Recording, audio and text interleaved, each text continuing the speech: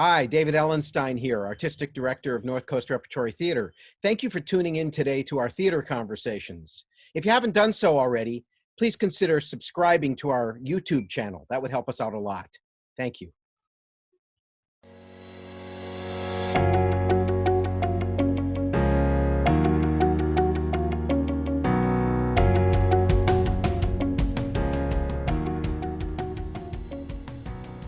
Hello, and thank you for joining us for Theater Conversations. One of the great pleasures of being an artistic director is the continual process of meeting new, talented, amazing people. And we were lucky enough on our production of Dancing Lessons by Mark St. Germain to come across Leilani Smith. And we were lucky enough that she was available and able to come down and do the show with us. And so I am so happy to have her here on this theater conversation. And so the audience can get to know her a little bit as a human being, as I have, because it's a treat. Hi, Leilani. Hello, hello. How are you? Who's lucky?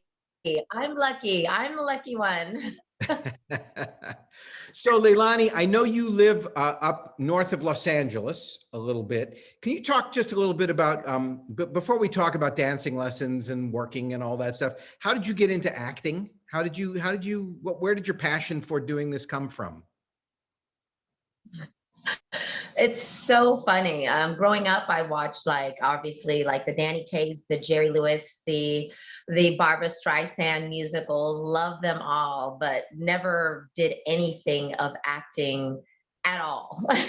And I got older and I came out to California and I was doing martial arts, and I ended up just hitting up a class, some random class, and I think it was with a friend. I can't even remember anymore. And I enjoyed the scene, enjoyed it so much. And the teacher was like, "Have you been acting?" And I was like, "No."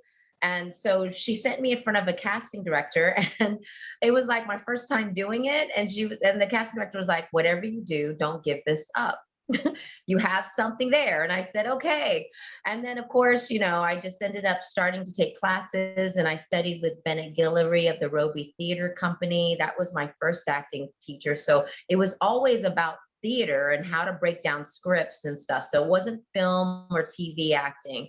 And I enjoyed that process so much. I just kind of hung in there, did some extra work, did some stand-in work, did the whole gamut of just being on set and learning what that was about, and wanting really to be looked at for my acting ability and not for what I look like. So I definitely was like, I'm going to go to classes, I'm going to study, I'm going to train, I'm going to be one with the arts instead of just, trying to survive and be whatever with what I look like. And so I guess that's how it all started and came about. And I've been on this roller coaster ride ever since. Yeah, and you've had success both in theater and in film, correct? To a certain degree. Yes, I mean, yes. like all actors, we're always looking for the next job, right? But you've been, Right. you've been fortunate, right? You've gotten some good stuff. Yeah. I got to even do a scene which was only like one line, and it was with Sally Field and Tyne Daly. And it was, "Hello, my name is Doris," with Michael Showalter. And honestly, it could have been cut out of the film. He cut out so much. But we ended up improvising, and I did something that they weren't expecting, which was flipping them off. And Tyne Daly ends up chasing me around the thing, and it ends up becoming this whole scene. And so they kept it in the film and they used it in the trailer, and I was like, yay. Honey, I would miss you. Get in the slow lane, ladies. She gave us the finger, Ross. Fascist. Give her the finger. Fascist! You go eat some kale. Yeah, you better run. That's great. I love that. You mentioned martial arts, and I know, I don't really know the details of it, but I know you have a big background and you taught martial arts and all that stuff. And I think we're pretty active in the competitive side of martial arts. Can you talk about how that might have, how that discipline might have helped you with this discipline? Oh, yes, because a lot of people don't see that. And it's so super important. I think with martial arts, there's this thing where you come in and it's like, leave your ego at the door. And you come in to train, you come in focused, you come in to learn. And you are there regardless of your belt level as a student. And that's it. And the the love around it is understanding your emotions, how to control them, how to exude them when needed, how to just use them for the betterment of yourself and the people around you. Learning to feel very secure and confident in myself, in what I do and how I speak or just come across was such a grounding factor in martial arts because I always felt like I could take care of myself if I had to. I was the first female black belt at my school, so I fought mostly men. Very rare would it be women. Very rare would it be anyone my size. Always bigger, always stronger, always faster. Learning to play the chess moves with men. And yes, I got cracked ribs. I got my nose knocked in several times, but I did just as much damage to a lot of male egos out there. So, you know, you learn to the give and take and the respect. And I definitely earned that respect at the school I went to. He did not treat me as a normal, you know, girl coming off the streets. I'm 5'9". He was like, okay, we're treating you like one of the guys. So I had to learn how to fight like one of the guys. But the mentality helped me with acting, as seeing it as this is fun. This is a good thing to do, but I'm not desperate for this. Because it doesn't define me. It's a part of me. It's what I want to express and what I want to do, but it's not going to be who I am. And that gave me the moment to come in lots of rooms and enjoy the process instead of being like, I need this job. I just want this booking.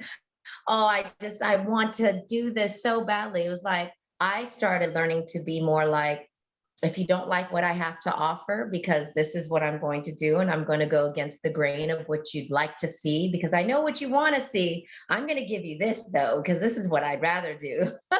And it made me a different kind of artist, I think, in a way of saying, you know, take it or leave it. As martial arts helps you, you know, you go with the flow. You end up being true to yourself, true to your art and your life. And, you know, you end up getting goodness back. Now it's not always bookings. It's a lot of passing ups because they're like, whatever.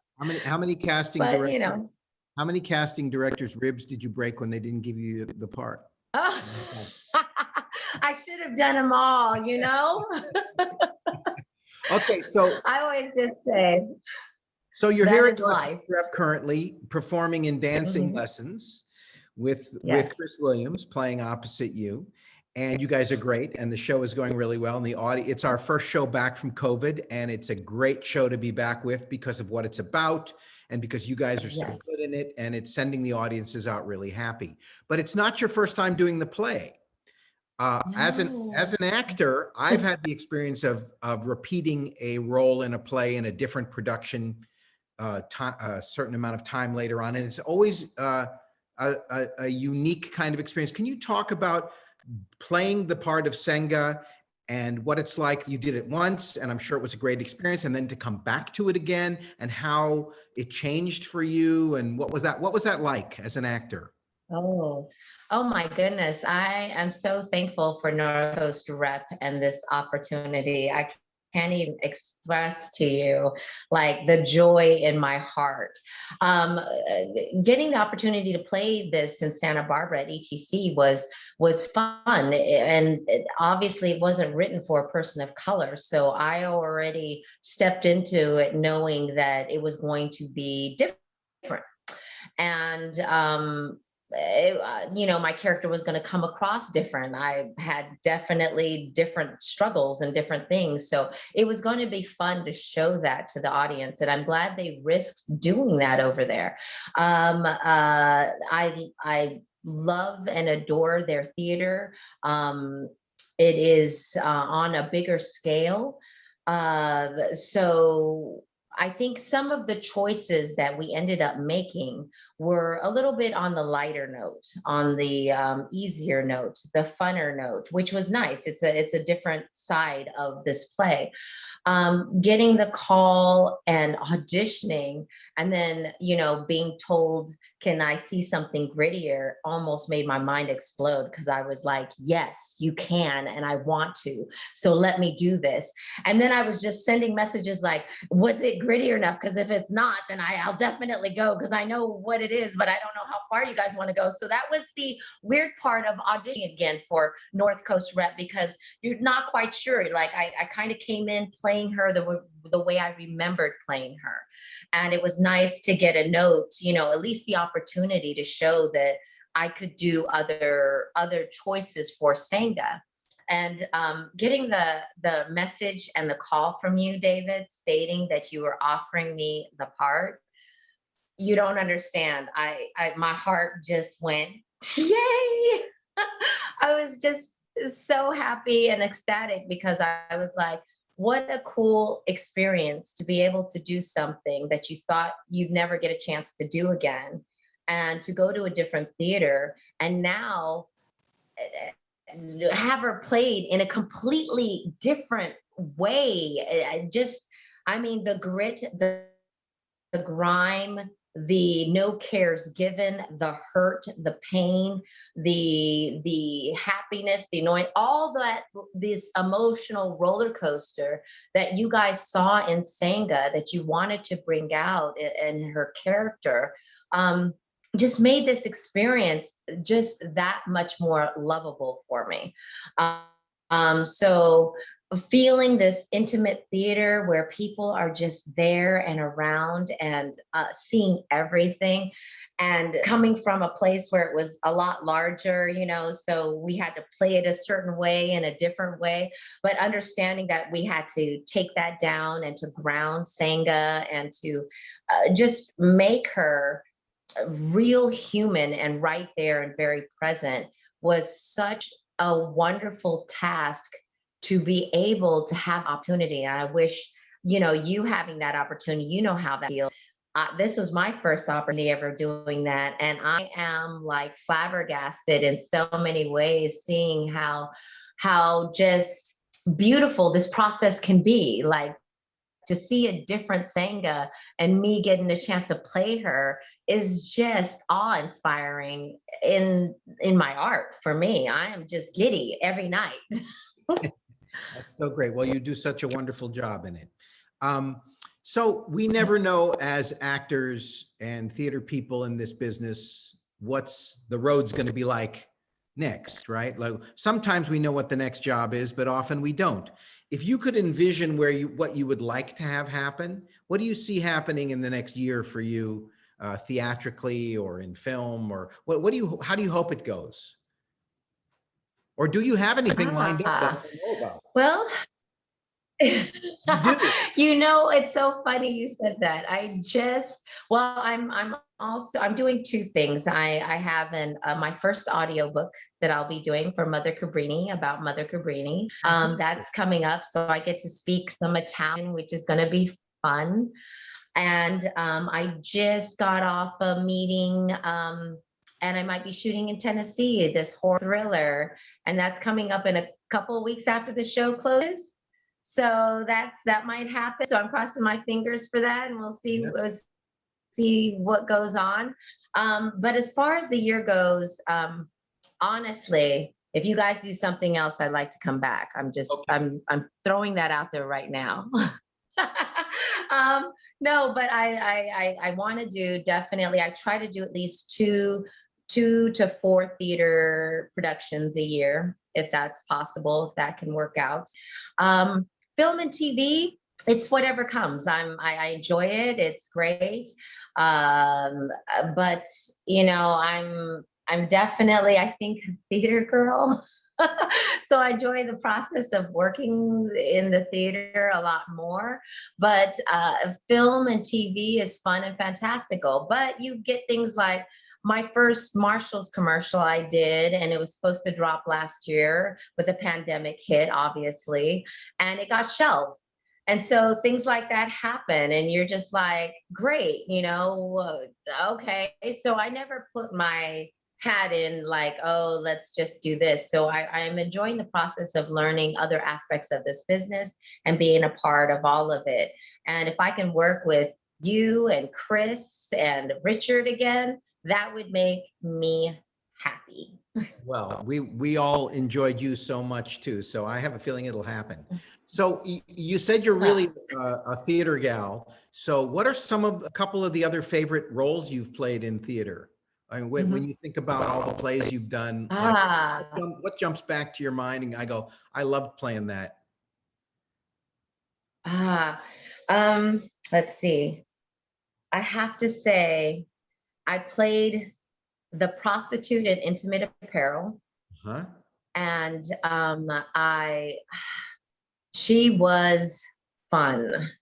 And I know a lot of people go in always wanting to be the lead, always wanting to be the quote unquote star, but getting into ensemble pieces and being able to play some of these really textured front roles and bringing layers to them so that they're not throwaway characters, make them pretty fantastic in theater. So I definitely enjoyed playing her. She was a spicy one. And I have to say, in Home, we got to play over 10 plus characters. And being able to do a Scottish accent because I wanted to. And I was just like, look, if he's in this time period and he's going into a bar, most of the bars were owned by like Irish, Scottish, Italian kind of people. So this is the voice I'd like to do. And they weren't expecting that. So I was like, give me $1 or a shot of wine. If I catch you stealing, I'll break your hands and put them in your ears.